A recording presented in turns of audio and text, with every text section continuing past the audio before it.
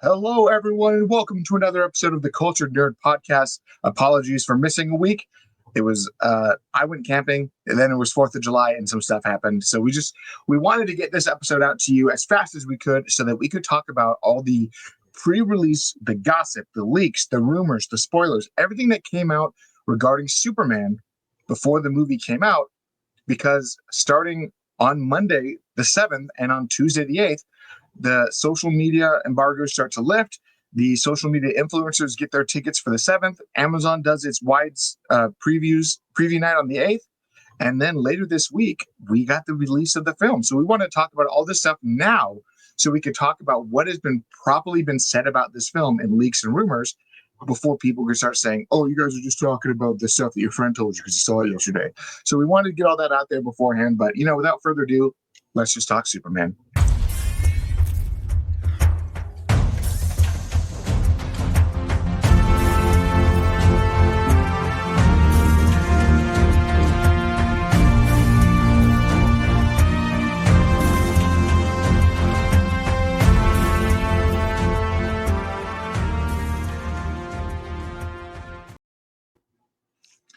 Hello, hello. Hello, hello. Here we are on the cusp of real leaks to come out because people are going to see it. And they're going to spoil the crap out of it, and they are. So where are we right now? Is there one little boy with his finger in the dam? Or do we have multiple? Is it a whole hand and a foot? How much of this movie has come out? So from right now, the only leaks that have been coming out are the supposed leaks from insiders and people who saw test screenings. The press actually saw the film, I think, last week, and then social media influencers see it today, and then tomorrow evening is when they release the Amazon preview night, and then on Thursday is when people can get their tickets starting at like 6 p.m. Pacific time onward. So it's going to be a lot of Superman very quickly.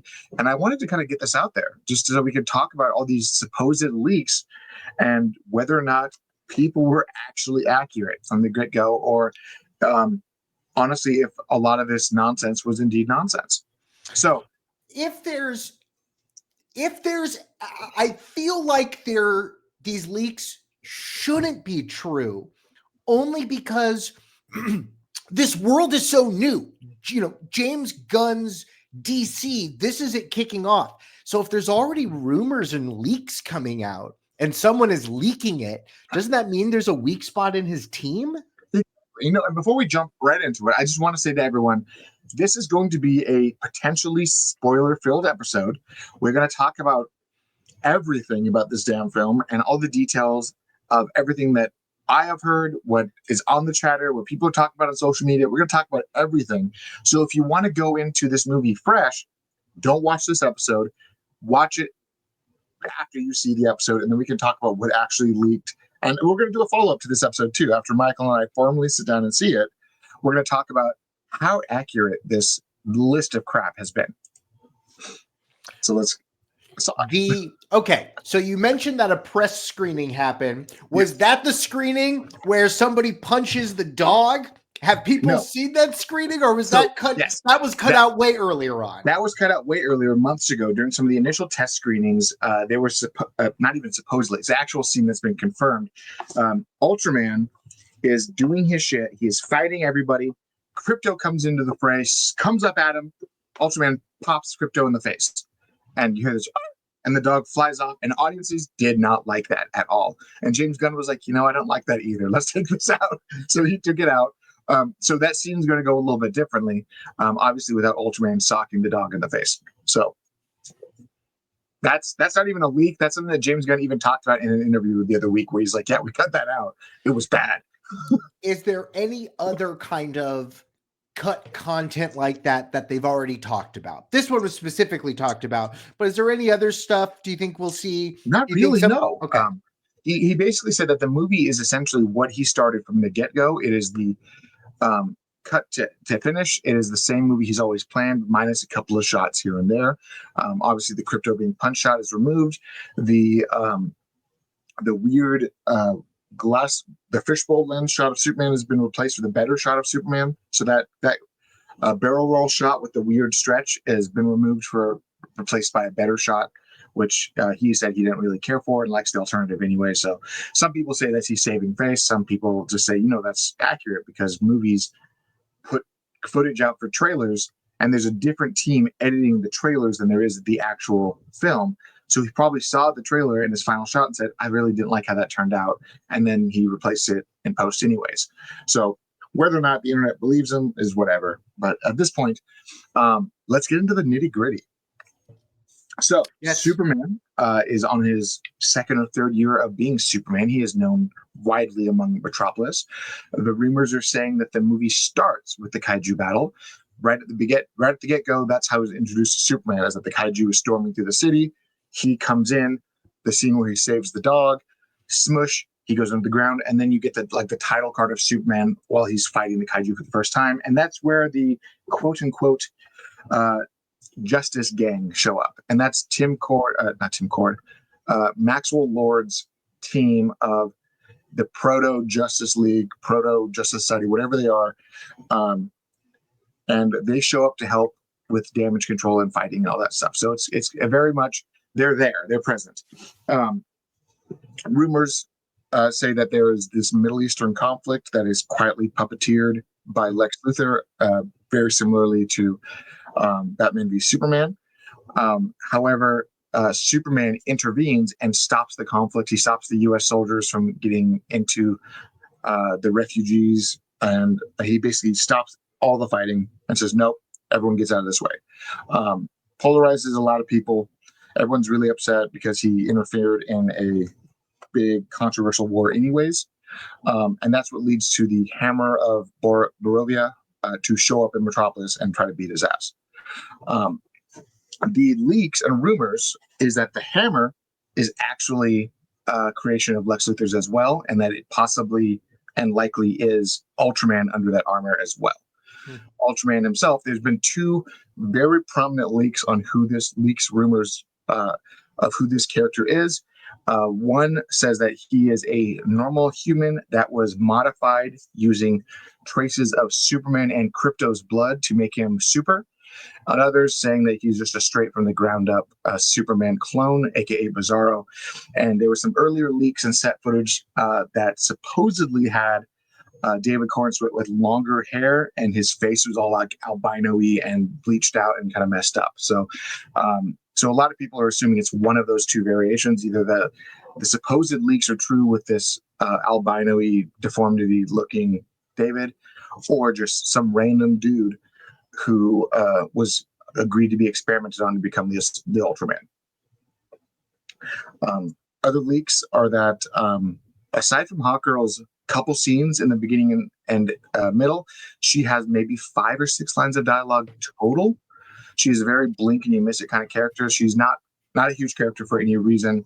The bigger characters that are involved are Green Lantern, because he gets involved in the conflict in the Middle East, and then you have Mr. Terrific, who's kind of all over the place throughout the whole movie. And he's actually one of the characters that, according to rumors and leaks and set photos, that he is actually in the final battle between Superman, Ultraman, and all them, because he is actually trying to round up Krypto and stop him from tearing through stores, because he was trapped in a Lex facility for a good chunk of the movie.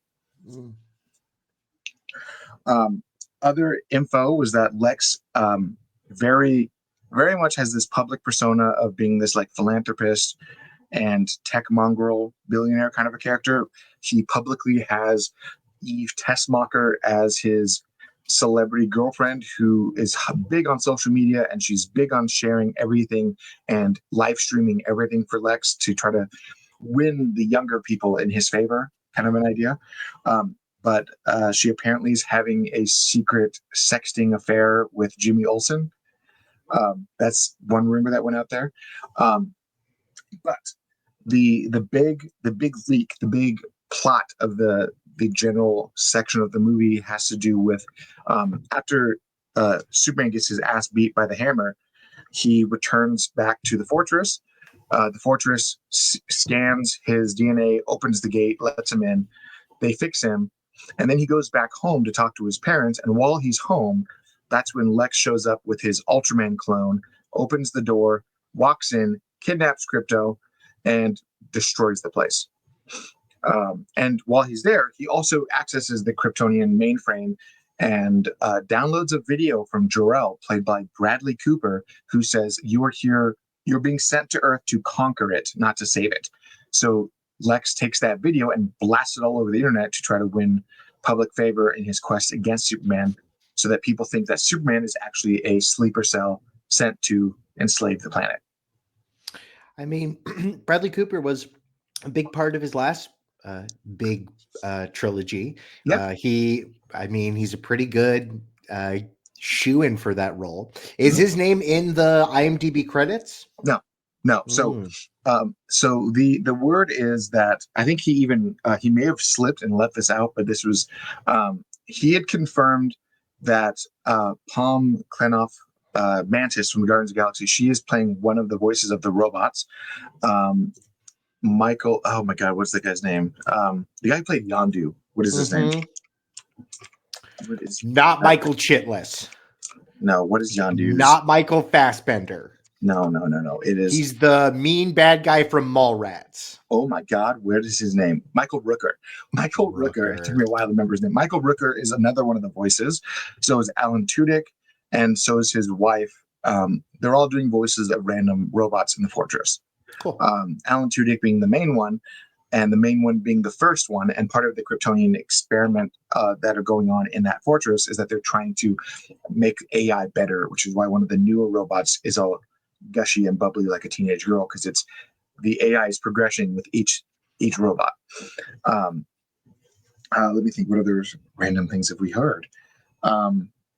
There is Metamorpho. There we go. Metamorpho is a big plot in the movie where he was captured and is basically being extorted to work for Lex, because Lex has his baby in a test tube, essentially, in the lab, and says, "If you don't do whatever I say, I'll hurt your kid." And that's how Superman actually gets out of that metahuman prison that Lex has underneath LexCorp, is that he convinces him that he will help him. And Metamorpho basically creates a sun in his hands to charge him up so that he can break out, and then they go save the kid. But then something happens, and Metamorpho has a big loss of power, or like his powers snap. And then during his powers going haywire, the city gets ripped apart, and that's when Lex's goons go out to try to wrangle everybody up as part of we're trying to help people from the dangers of metahumans. And that's where Superman says, "No, this is not how it is." The big fight happens. Then Ultraman and the Engineer intervene as well and turn into a big free-for-all fight with Mr. Terrific and Lois trying to wrangle up civilians in his T ship, and Lex's goons fighting Superman, and so on. So it turns into this big fight. But it sounds like the main overarching leak of rumor is that Lex is doing whatever he can to make Superman look like a piece of shit, and it doesn't necessarily work. So there's also been other silly rumors that I think we don't even have to really cover. I mean, someone said a while back that there's this rumor that Lex uses a room full of genetically altered monkeys to type up and blast social media posts against Superman, Sure. Which would be funny, but also okay. I mean, people are like, "Oh, look how stupid this movie is. He's got an army of monkeys typing stuff up." I'm like, yeah, but it's also the most Lex Luthor thing he could really be doing. I mean, he doesn't want to outsource to real people, so he just uses a bunch of lab rats that he's made smarter to run their mouths on Reddit for him, which would be pretty funny.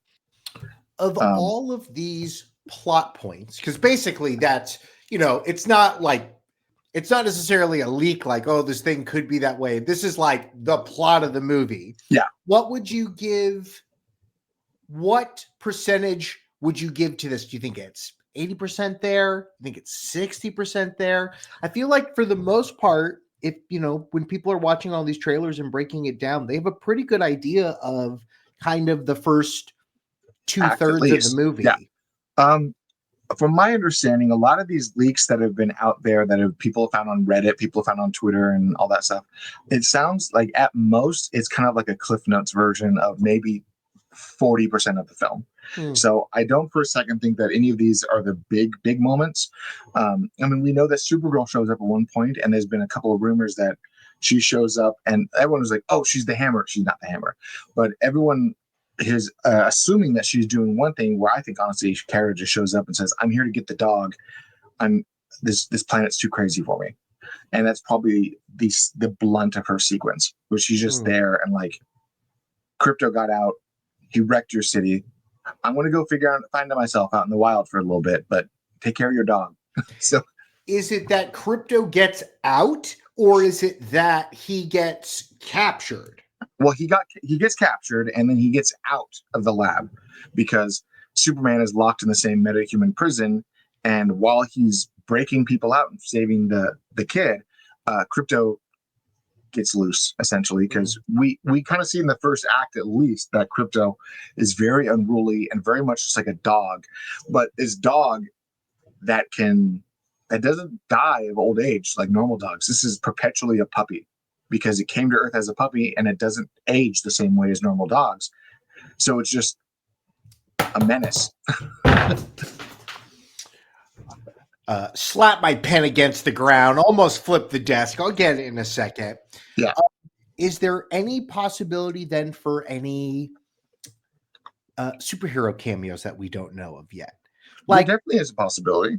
Okay, but I don't mean like here's a commercial for Star City or something like that. Like, is there any chance any of these people maybe show up in the third act? Maybe a post-credit scene, probably, but we're not going to hear any of that stuff till after people see the movie. Right. So I don't think there's going to be anything big like that. Like, they're not going to walk down a room and Batman's going to be hiding in the shadows, and they're like, "Oh, that was the best kept secret." There has been some rumors that there's a post-credit scene where they name drop Mr. Wayne, and that's about it. I don't for a second think that he's already been cast, and if he has been, I'll probably find out in about 3 hours anyways, when my buddy gets out of the showing that he's about to go watch in about 90 minutes, and then he'll be like, "Holy crap," and he spills the beans and everything because that's what he does. But I don't think there's going to be anything big like that. I do think that the Daily Planet is going to be ripe full of Easter eggs. I think there's going to be references to Star City, Central City, Fawcett City, all of that stuff, Gotham, Bloodhaven, everything. I think it's all going to be on display in all these bylines, all these things. They're probably going to have like the clocks across the wall, and you're going to have like New York, Gotham, New Jersey, DC, Central City, LA, Coast City. Like, you'll have stuff like that all over the walls. So you'll have like enough Easter eggs to understand that this world is very much fleshed out and very much full of heroes already. Of these rumors and leaks, which ones do you want to be true? I kind of love the idea that Ultraman is just Bizarro. Like, I kind of love that, because if that's what they do, if that's exactly what it is, if he's just like a clone of David and he's Bizarro essentially, that obviously leaves the room open for like another one very quickly. Like, no matter what happens to this one, Lex probably already has 2 more in the wood wings. You know, like he's already got them ready. And he's like, "Okay, this is the first one. It failed. Let's tweak it a little bit. Let's send another one out." I love the idea that this Ultraman looking thing is the government's answer to Superman, and the government's answer to Superman is just a clone of Superman. Like, that's lots of fun. That's very comic booky fun stuff for me. Like, I would love that to death if that actually turns out to be the case. Of these leaks and rumors, are there any of them that you're like, "Oh, I don't want them to go in that direction"?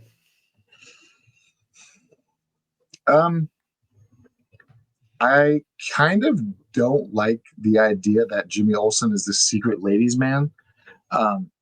Because he's got a good text game. He slide into those DMs. Like, to me, it's like, I've already seen some of the previews and the clips that he's already like, the girls are looking at him and like eyeballing him, but I don't want Lex's empire to fall apart because Lex's girlfriend is seeing Jimmy Olsen on the side. And that's one leak that I heard, that's how they get into LexCorp, is that she like fawns over Jimmy and he like calls in a favor and they let the back door open. And part of me thinks like that would be really cheesy and really ridiculous, but it's also like, that's probably what's going to happen, because in the original Superman in the 70s, Tessmacher was the reason why Superman got out.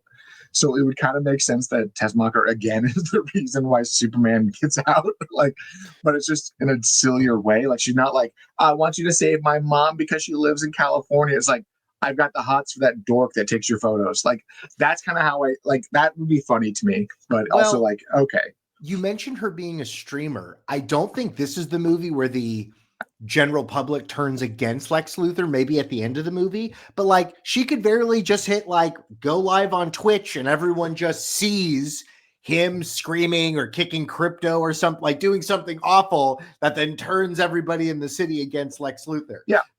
I could easily see that his public opinion sways because of her, and that's a factor. I don't think that they're going to arrest him. Like, I really want this to end very much. And that was actually the other thing. And a lot of people said that this is very much like the first season Superman the animated series. And one of the big leaks was that, or big rumors, not even a leak, was that Superman and Lex have this conversation at the end of the film where he's like, everyone knows what you did, but they obviously can't prove it. So I'm going to be there the moment you make another mistake, and I'm going to put you in jail. And it's going to be like Lex gets out. He's obviously off the hook because there's no like tangible evidence, but public opinion is already against him, and his stocks are tanking and everything, but he's still free and a menace. So I kind of do hope that's actually accurate too. I love when and we've talked about this dozens of times. My biggest gripe with comic book movies as a whole is that there's never really a way that they found to not just kill all of their villains. Like we get a lot of villains. The Marvel problem. Yeah. And it's not even just the Marvel problem. I mean, Batman did it too in the 90s. Like kill Joker in the first movie. And in the second movie, kill Penguin. And third movie, kill Two-Face. And then in the fourth movie, Two-Face is somehow not dead, but he's also not shown ever. But it's like they just the proper way to end a superhero movie is for the hero to somehow perform involuntary manslaughter and kill his villain without killing his villain. I want that not to be the case.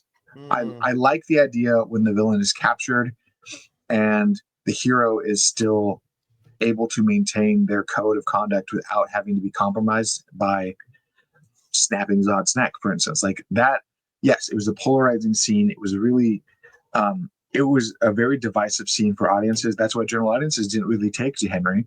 But I would have liked Superman to figure out a different way, just because that's the comic book way.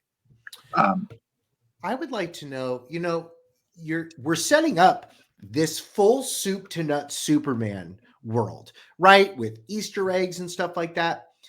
One of my fears is that we don't get this Superman 2, where we do see Lex who goes, I'm hitting rock bottom. I got to run for president. I got to do something. I'll get the billionaires to like, where do we see then this story get continued?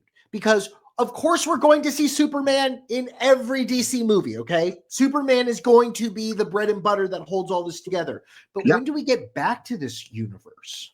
So that's another one of the leaks and rumors. That one of the big prominent leaks and rumors right now is that James Gunn is currently writing The World's Finest, and he is positioning these movies very quickly, where it's like you have, so according to the chatter, is that Supergirl comes next, and then comes World's Finest, which is going to be bookended by Batman the Brave and the Bold, which is then going to segue into Superman 2, and then the Titans and a bunch of other stuff. Like they have a plan for Superman solo film, but it's going to have to be the Batman setup crossover.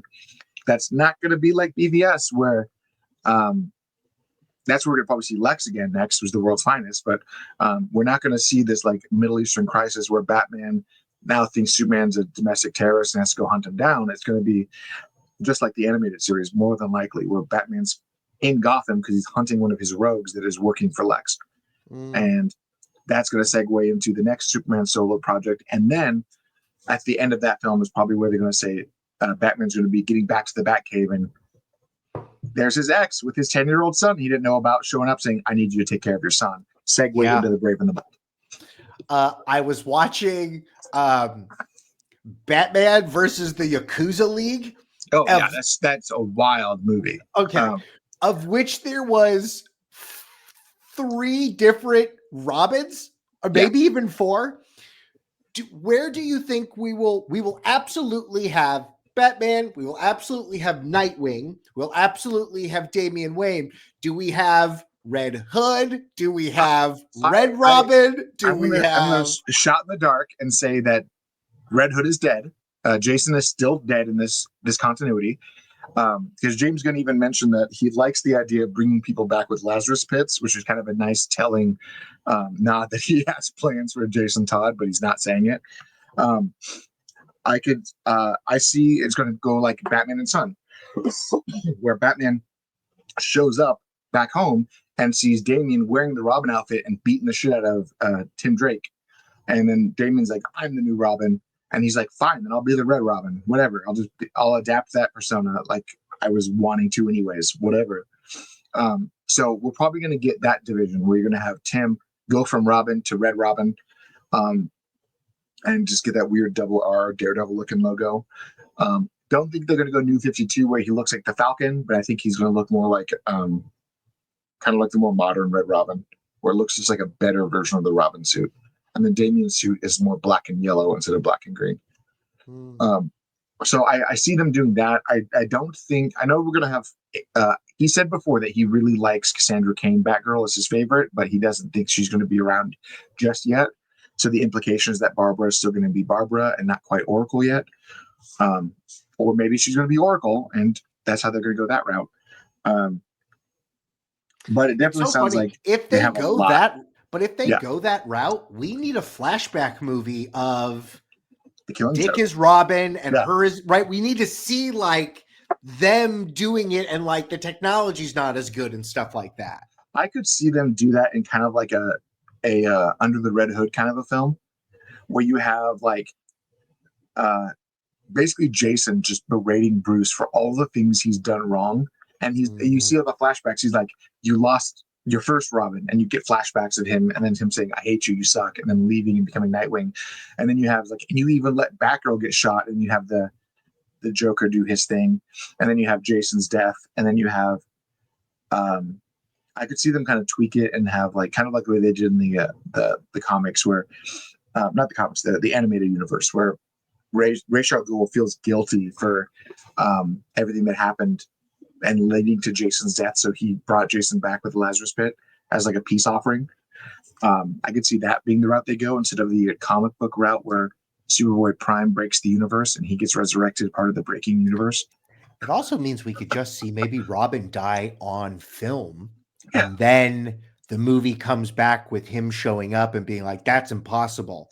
And he's like, you could take Natalie out of the equation. Maybe a clone version shows up with the baby. Yeah, maybe. Natalie, who's Natalie? Who's Ra's al Ghul's daughter? Talia, thank you. Yeah, well, he's got a few, but yeah, Talia's the main one. Okay, yeah. Well, she's the one, whichever one Batman had a kid with. Talia. Okay. Yeah, so they have a lot of room to do a lot of cool stuff. There has been a small handful of embargo breaking the last couple days. Two outlets decided to say to hell with the embargo, and then they released their reviews of Superman, and then it subsequently pulled them as fast as they released them. I was about to say the problem isn't this movie. The problem is all the other Warner Brothers movies you're not going to get a chance to see. Exactly. So we know that the Daily Beast is now going to be blacklisted because they wrote a scathing review and then left it on for like a half an hour before they pulled it. And then there was another one that was released, I think, from might have been Deadline or Variety. They were kind of like, yeah, this movie is what it is. It's not the best. It's not the worst. It's just what it is. And then GQ accidentally dropped their release today instead of tomorrow, and then dropped it out of like 30 seconds later, like immediately pulled it. But their review was crazy positive, basically saying this is the fantastic start of a universe. It's campy, but it's meant to be because it's Superman, and that's what Superman actually is. So it was actually like, okay, I get what you're saying, and I'm all for it. So cool. I read all three of them. They're warranted for opinions, but it's at the same time, it's like, it doesn't sound like anything that the general populace is going to not want to see as a film. I mean, Jurassic World came out. I saw it. It was fine. My big takeaway was that the entire plot of the movie is probably a paragraph worth of writing. But the action was fantastic, and it actually had some better horror than anything post the first one did. It was also a bit more graphic than I was expecting. So that was cool. But I mean, action and spectacle, awesome. Storyline, meh. But people those don't are care. those Jurassic Park Yeah. movies. I mean, I don't know. I feel bad that they have not been able to recreate the success of those movies. They keep doing the same movie and they still get it wrong every time. So I don't know. Maybe ScarJo can have some more say over the next movie. Maybe they'll turn it and they'll bring him. I don't know. I don't even know what you do with that movie. Well, I mean, they kind of gave you some ideas with this one, which is pretty cool. But it really just felt like plot was very thin, but everything else was pretty great about it. And it was worth seeing on the big screen because it was just a lot of fun. But it was also like, okay, so where was the plot again? What are we doing? Sure. So it was entertaining. And the point I'm making is that despite the fact that this movie has a scathing average on just piss poor critic reviews, it's already made its money back after the first weekend. So everything from here on out is in profit territory, which is fantastic after 5 days. And I also think that, whatever the strength brand is, people want to see fucking dinosaurs. And Jurassic Park hits a certain feel. Yeah. And I think that even with this movie, which you're right, there was a real scathing of it coming out, but people went and saw it. So now they know people will see the next movie. I hope that they can maybe right some of these wrongs and bring back the audience. Yeah. So, I mean, the point I'm trying to make is that if the Transformers movie, the Michael Bay Transformers movies, which have been pretty atrocious for critic reviews, if the Jurassic World movies, for the same reason, pretty bad critic reviews, if these can still be multi-billion-dollar franchises and general audiences defy every aspect of what the critics are saying, I have no problem accepting that Superman is going to be that same way. The thing that really shot Man of Steel and the Snyderverse in the foot was that it was too dark, too serious, too quickly. And that was what people want from Marvel now, but Marvel had to get to that point for people to accept it. So by the time that people wanted the Snyderverse quality, the Snyderverse was already over. So they're gonna kind of do the same thing that they did with Marvel, where they start off in a lighthearted and dark simultaneously. Because I don't think people realize that the first Guardians of the Galaxy, on paper, that plot was dark as hell. It was about a madman religious fanatic wanting to commit genocide, and the guy stopping him has issues with dealing with the fact that his mom died and he wasn't able to say goodbye to her. So the whole movie, it was a funny comedy movie, but it had some dark plot points. And I think that's what people... All three of those movies. Yeah. All three of those movies are about a world-ending genocide thing. Yeah, and some dark storyline stuff and some dark stuff with a lot of jokes that make it a little bit more accessible. So I think that Superman needs to be campy. Superman needs to be silly and fantastical and bright and bold. And then when you introduce Batman, that's when the hardcore shit happens. The gloves come off and you get Professor Pig and you get the Calendar Man and you get the serial killers from Saw and stuff like that happens. But that's what Batman is for. And I think that's why people didn't resonate so much with Henry's Superman, was that you had a director who was going to do a fantastic job with Batman who was tapped to do Superman. I love the Snyderverse. I love the DCEU, but I can see why general audiences didn't take to it, because general audiences aren't comic fans and they don't resonate with the same stuff that comic fans do.